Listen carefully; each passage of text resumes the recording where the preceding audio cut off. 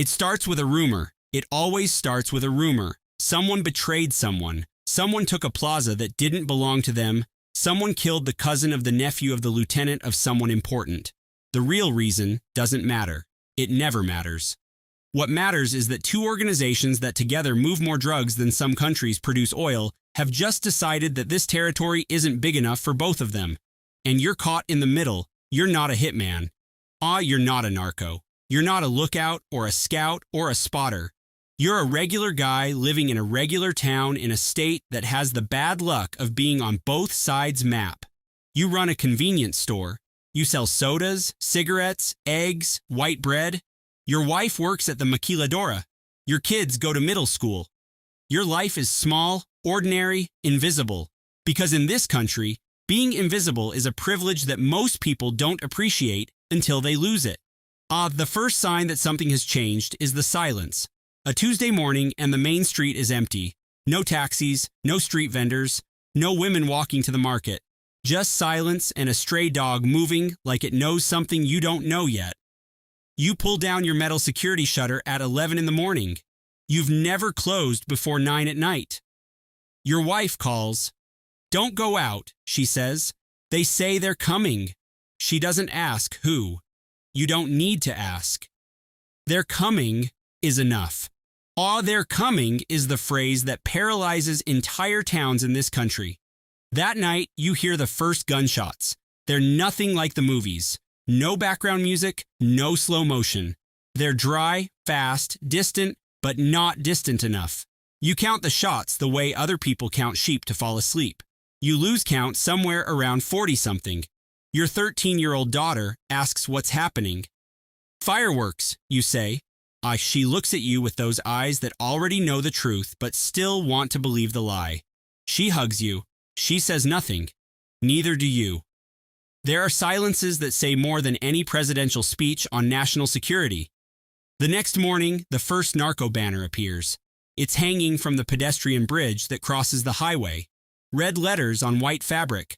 Spelling errors that would be funny if the message wasn't terrifying. It says, "This plaza already has an owner." Why, it says those who collaborate with the other side will pay. It lists names, addresses, specific threats with a precision that suggests someone inside the town is feeding information. You look at the banner and feel something you've never felt before. The absolute certainty that your life has just changed and there is nothing you can do about it. The first few days are chaotic. Artisanally armored pickup trucks patrol the streets carrying men who look like they've been pulled from a post-apocalyptic science fiction film. They wear tactical vests, assault rifles, grenades on their belts. Some wear ski masks, others don't bother covering their faces.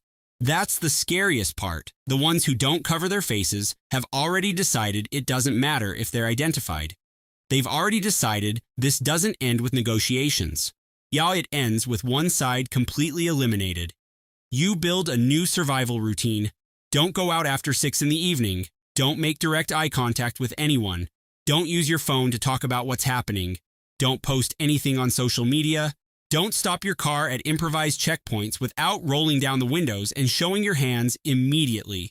You learn to distinguish the sound of a cuerno de chivo from an AR-15 from a .50 caliber Barrett.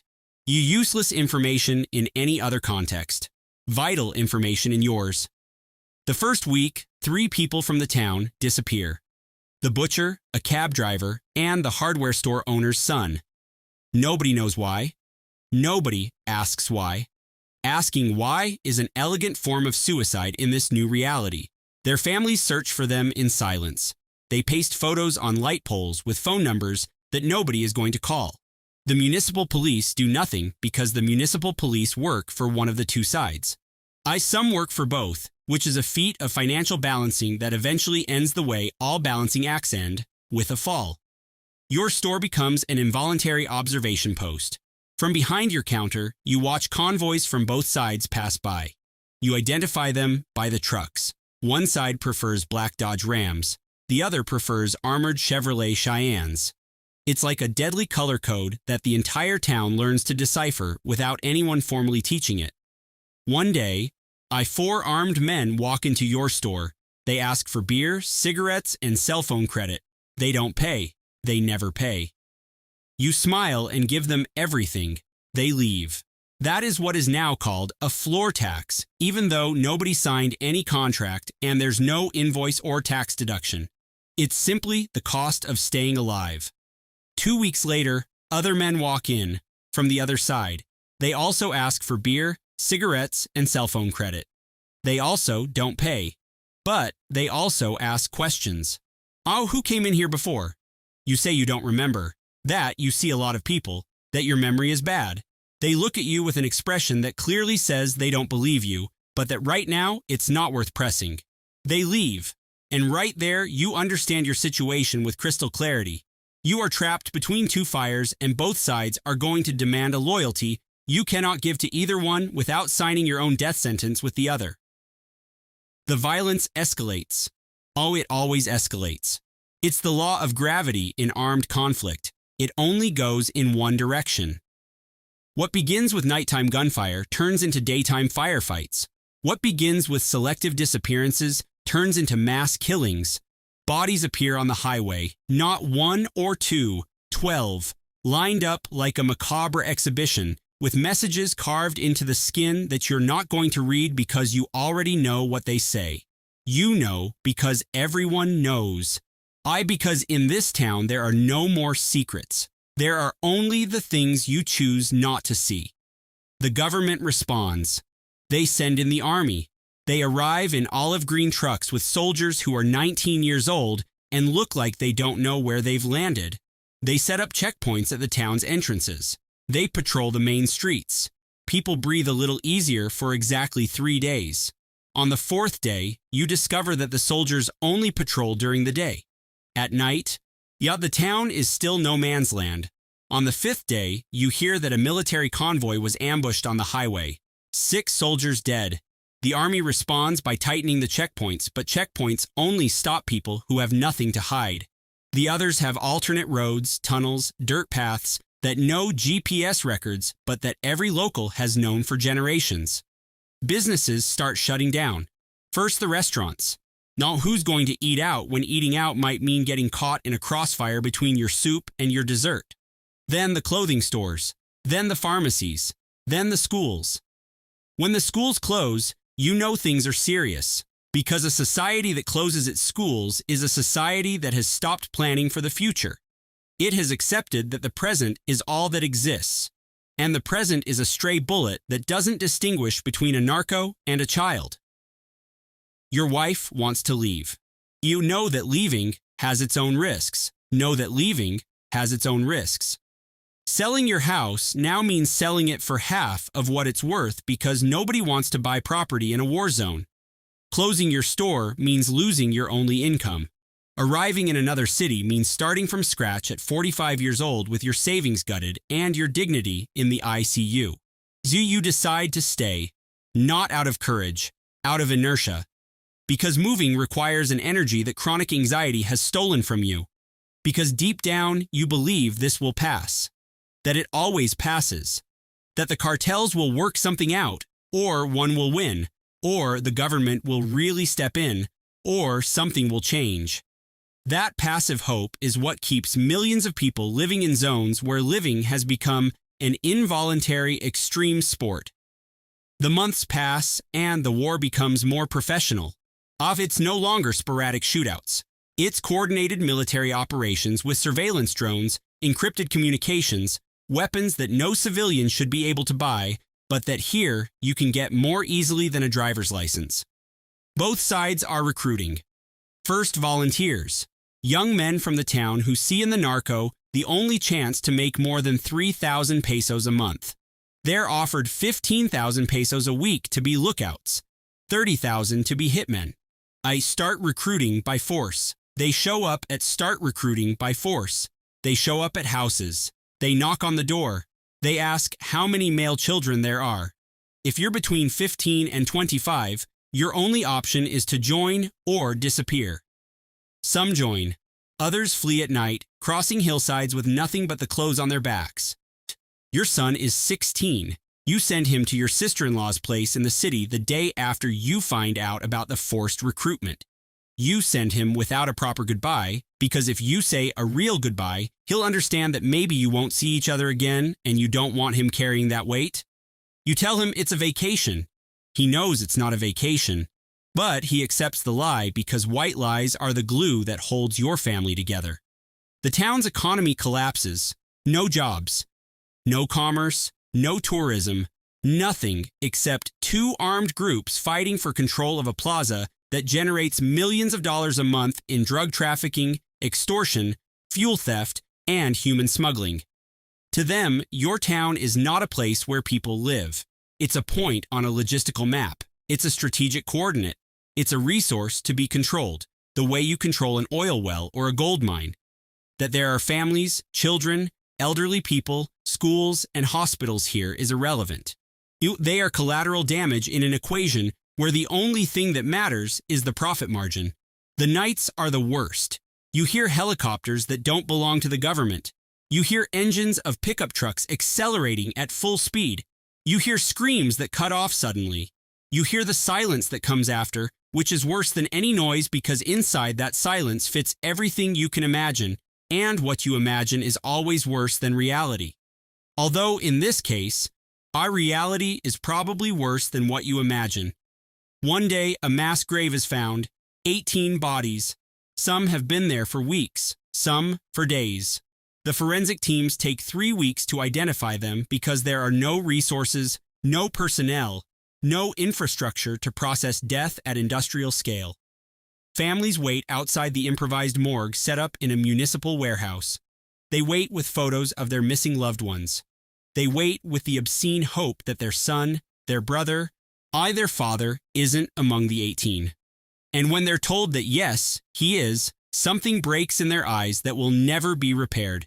Because it is not the same to lose someone to illness or an accident as to lose someone because another human being decided their life was worth nothing. The national press covers the story for exactly one news cycle, 24 hours of televised outrage, reporters in bulletproof vests speaking to cameras with grave expressions, politicians who strongly condemn and promise the full force of the state, analysts explaining the geopolitics of drug trafficking as if it were a soccer game with statistics and predictions. And the next day, another story takes up the space. A political scandal, an earthquake, a viral meme. Your tragedy has a media expiration date. Your pain has a ratings curve that drops when the audience gets bored. The conflict generates its own culture. New narco corridos appear, narrating the battles as if they were epic feats. Singers with Texan hats and ostrich skin boots glorify the same men who have terrorized your town. The videos go viral on social media. Young people in safe cities share them as entertainment, as fiction, as something happening on another planet.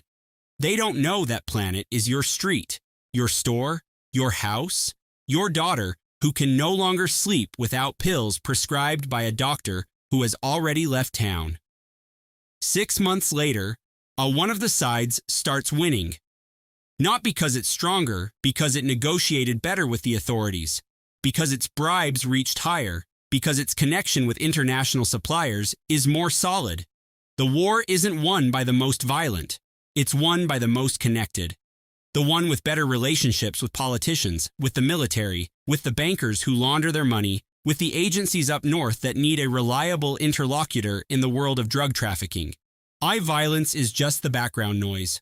The real war is fought in air-conditioned offices where men in suits decide who has permission to operate and who doesn't. The losing side doesn't disappear.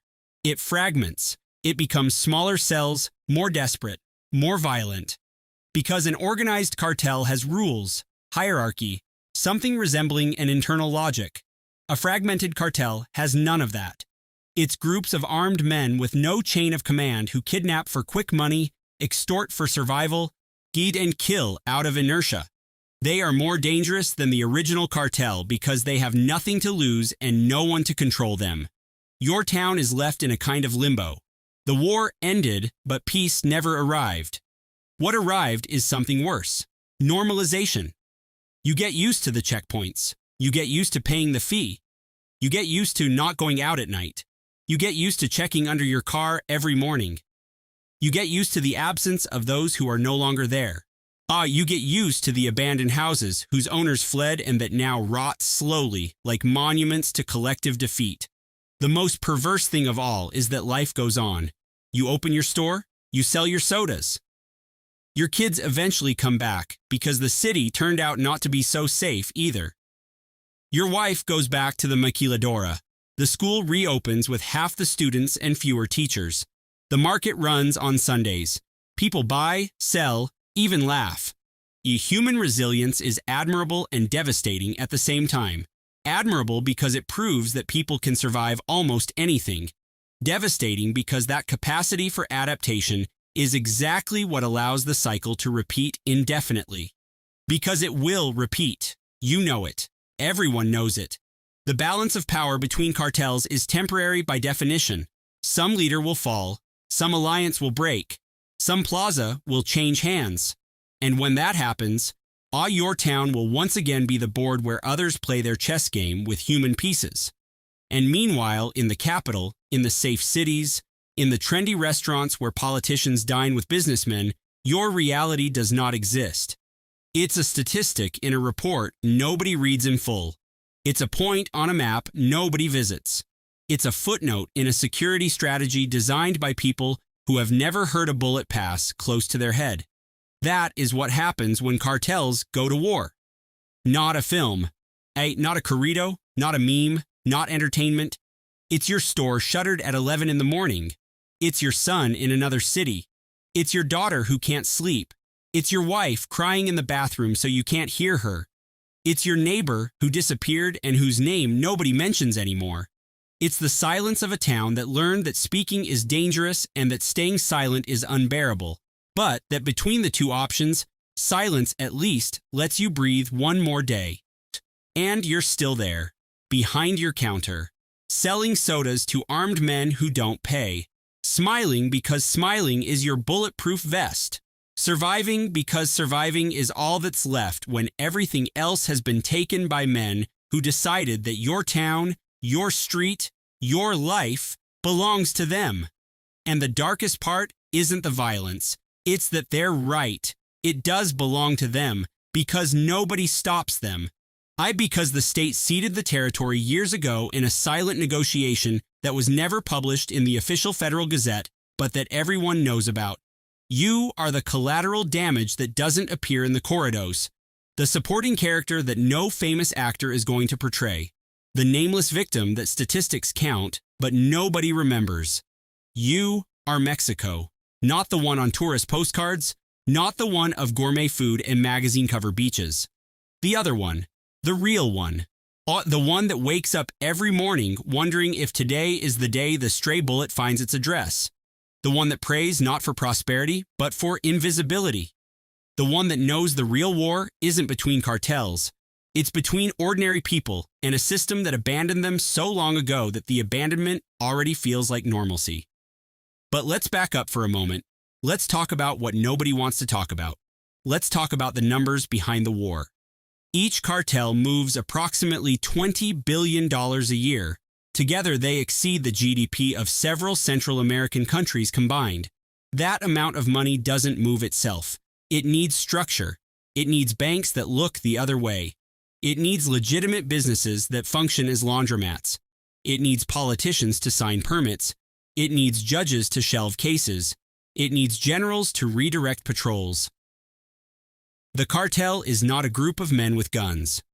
It's an economic ecosystem that involves thousands of respectable people who never touch a gram of cocaine, but without whom not a single kilo would cross the border. When two cartels clash, they're not just fighting over territory. They're fighting for control of customs offices, ports, border crossings.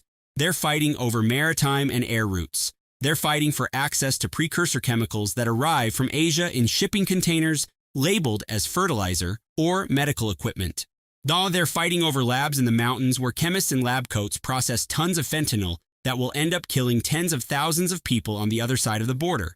Fentanyl changed the rules of the game. 1 kilogram of fentanyl fits in a handbag and is worth more than 100 kilos of cocaine. The weight-to-profit ratio is obscene, and the ease of producing it turned Mexico into the most lethal pharmaceutical supplier in the hemisphere. Let's talk about the self-defense militias. Because when the government doesn't protect you and the cartels extort you, eventually someone picks up a rifle and says enough. In your town, exactly that happens. A group of ranchers, merchants, and teachers forms a community self-defense force. They arm themselves with whatever they have: hunting shotguns, old rifles, some AR-15 bought on the black market with the same ease you'd buy a used television. They patrol the town. They set up their own checkpoints. For a moment, it works. The criminals pull back. People applaud. There is hope. But hope has an expiration date in this story because the self-defense forces need money to operate. They need better weapons. They need communications. They need vehicles. And the only one who can finance all of that is precisely one of the two cartels they're supposedly fighting. So the self-defense forces get infiltrated. They get corrupted. They become what they swore to destroy. The leader who started out defending his town ends up collecting fees like any other criminal group. The rancher who picked up the rifle out of dignity ends up as a lookout out of necessity. The cycle is so predictable it already has a name in counterinsurgency manuals. It's called capture of the social movement. That sounds academic. In practice, it means your last hope just betrayed you. Your daughter starts having nightmares. She wakes up screaming 3 times a week. Your wife develops a chronic chest pain that doctors say is anxiety, but that feels like a permanent heart attack. You start drinking, not much. A beer after closing the store, then 2, then a mezcal.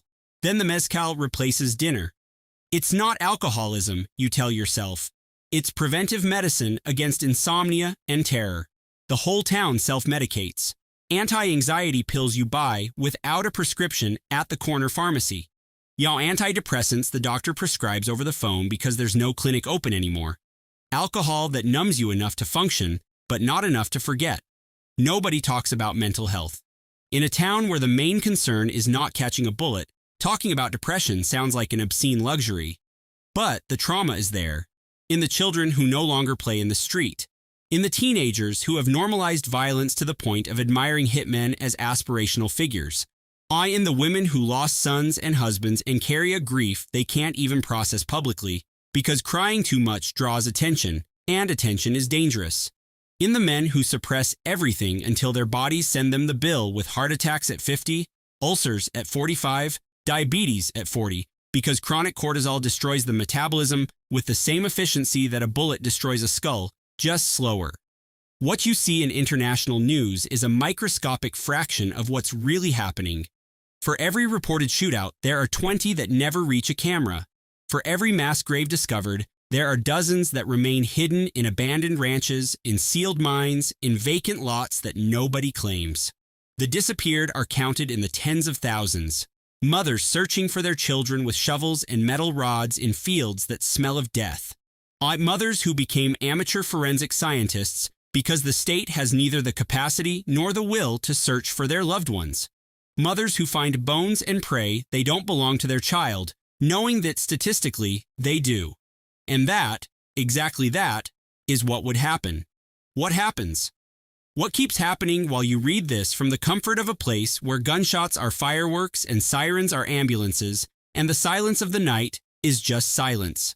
Nothing more, nothing less. Just the enormous and invisible privilege of living somewhere where someone else's war is not your alarm clock.